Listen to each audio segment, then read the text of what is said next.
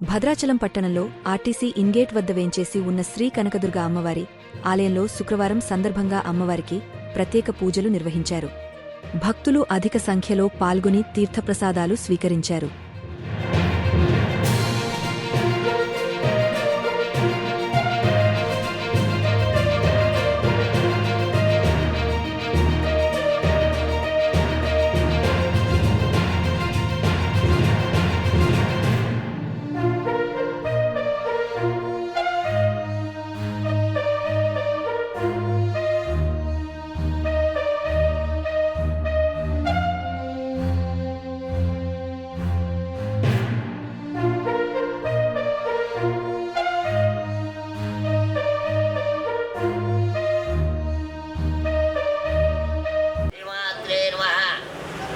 భద్రాచల పట్టణంలో RTC bus stand దగ్గర వేచేస్తున్న శ్రీ దుర్గామల్లేశ్వర స్వామివారి దేవస్థానంలో ఈరోజు శుక్రవారం స్వామివారికి అమ్మవారికి అభిషేకం అనంతరం అమ్మవారి కుంకుమార్చన కార్యక్రమం చేయడం జరిగింది.